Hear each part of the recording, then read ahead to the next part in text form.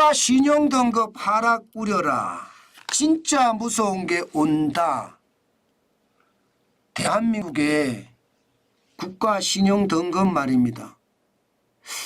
하락시킬 수 있다는 이야기가 나오고 있습니다.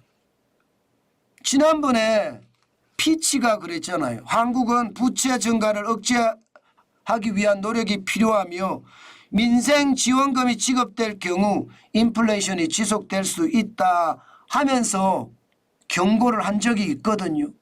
이번에는 여러분, 이번에는 엉뚱한 곳에서 또 나왔습니다. 이번에는 S&P입니다. S&P가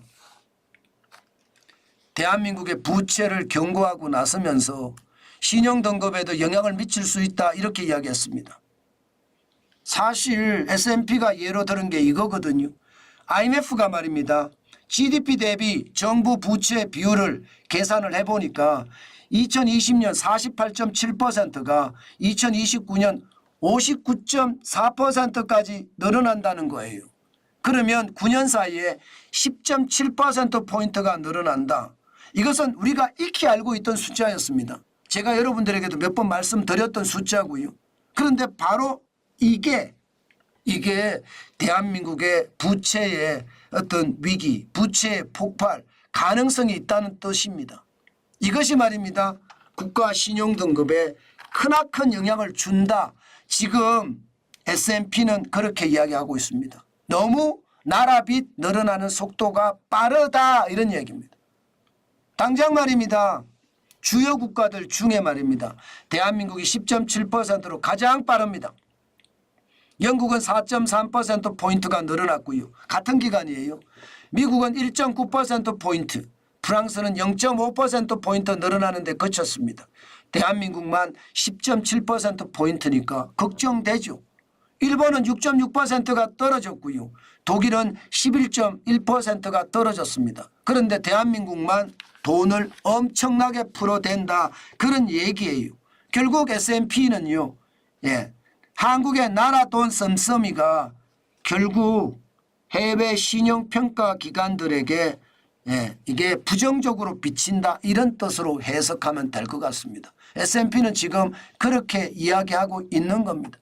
현재 S&P는요. 대한민국의 국가 신용 등급을 지금 AA로 맨 위에서 세 번째 등급으로 나누어 놓고 있거든요.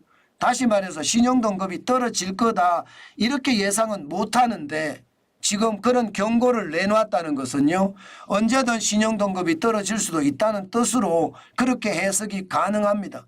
물론 말입니다. 무디스도 지금 위에서 세 번째 A, 스몰 A2고요. 피치도 위에서 네 번째 AA 마이너스입니다. 다 신용등급 전망은 안정적이고요. 그렇지만 지금 피치가 이야기하는 거나 혹은 S&P가 이야기하는 것은 부채의 문제가 심각하다 이렇게 이야기하는 거잖아요. 여기에 S&P는요. 부채 중에서도 공기업의 부채를 콕 집었습니다. 공기업의 부채가 너무 많다예요. 너무 많다. 지금 2023년 기준으로 보면 327개 공공기관의 부채는요. 여러분 709조입니다. 부채 비율이 무려 183%예요. 일반적으로 말입니다. 200%가 되면 그 기업은 굉장히 위험하다 이렇게 이야기하거든요. 183%는 위기 직전까지 가 있다는 뜻이에요. 이게 2017년에 493조 2천억 원이었거든요. 6년 새에 무려 43.8%가 늘었고요. 215조 8천억 원이 늘어서 709조가 됐다는 것. 이것이 말입니다. 대한민국의 위기의 진앙지가 될 수도 있다. S&P는 그렇게 이야기하고 있습니다. 아무래도 공기업의 부채, 결국은 정부가 떠안는 부채이기 때문에 정부 부채가 늘어나는 데다가 공기업 부채가 더 많이 늘어나니까 이것은 어쩌면 부채와 부채가 폭발할 수도 있다. 이렇게 이야기를 하고 있는 거라 저는 그렇게 생각합니다. 그 정도로 말입니다. 공기업의 부채 심각하다는 뜻으로 해석할 수 있고요. 여기에다가 국가 채무가 안 줄어들어요. 이게 줄어들어야 되는데 안 줄어듭니다. 2023년 기준으로 1126조 7천억까지 늘었잖아요. 게다가 2024년 1월에서 2월까지만 1120조 4천억 원인데요. 이게 연말까지 가면 1200조까지도 늘어난다는 게 시장의 예측이거든요. 아마 그렇게 늘어나면 그만큼 충격적이 될 겁니다. 뭐 정확히 말하면 1196조라고 이야기하는데 1200조까지 늘어난다는 뜻이에요. 이것은 말입니다. 국가 신용등급을 떨어뜨리기에 충분하다 이렇게 이야기하고 있고요. 심지어 말입니다. 정부의 적자가 점점 더 커지거든요.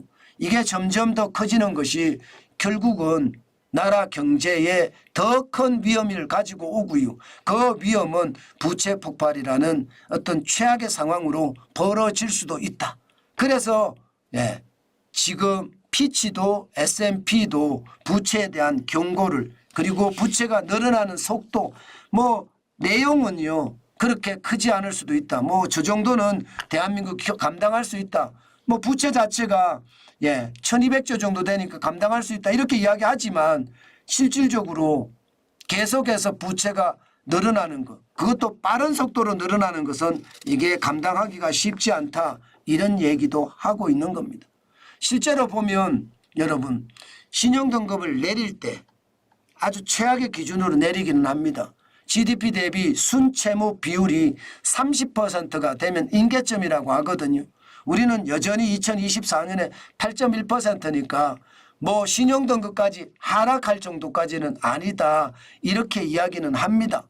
2022년에 10.3%까지 올라간 적도 있으니까 불안하기는 마찬가지죠. 문제는 앞으로 계속해서 늘어난다는 게 문제입니다.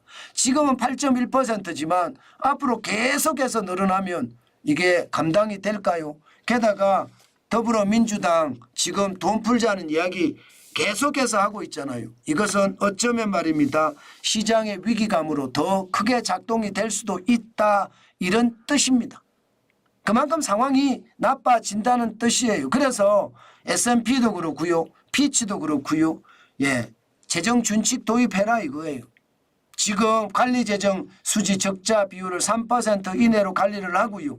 만약에 국가 채무 비율이 60%가 초과하면 2%. 이게 지금 실제로 3.9%로 관리하잖아. 3.9%는 안 된다는 거예요. 너무 빨리 늘어난다는 거예요. 너무 빨리. 지금 과거에 말입니다. 박근혜 정부 때는 보면 1.3% 늘어나는데 그쳤거든요. 지금 문재인 정부 때부터 나라 살림이 엉망이거든요. 이대로 계속 간다면 지금 신용등급의 하락도 무시하지 못한다. 신용등급 하향의 임계점이 순채무 비율이 30%라고 이야기하지만 우리도 8.1%는 지금은 안정적이라고 이야기하나 앞으로 계속 돈을 풀게 되잖아요. 재정 준칙을 제대로 국회에서 통과가 안 되잖아요. 그러면 그 상황은 더 열악해지는 게 현실이 되지 않겠느냐 이렇게 지금 시장은 보고 있다는 뜻입니다. 저는 여러분 시장의 이야기 저는 귀담아 들어야 된다고 생각을 하거든요. 특히 말입니다. 신용평가 기관들이 부채가 너무 빨리 늘어나서 그 위기감이 정폭이 된다는 이야기는 우리가 확실하게 이것을 정책 당국자들이 감당을 하고 정책을 펴야 돼요. 지금처럼 아무 일 없던 것처럼 저는 시장을 보는 것 진짜 위험천만이라고 생각합니다. 그렇게 위험천만이 됐을 때 시장은 더 큰 위기를 가져갈 수도 있거든요. 저는 그거 진짜 조심하셔야 된다고 봅니다. 신용등급의 어떤 하향 조정은요. 굉장히 큰 위기로 올 겁니다. 우리 시장 같은 경우는. 그래서 제가 시장을 아주 꼼꼼히 살펴보면서 여러분들에게 말씀드리고 있는 것입니다.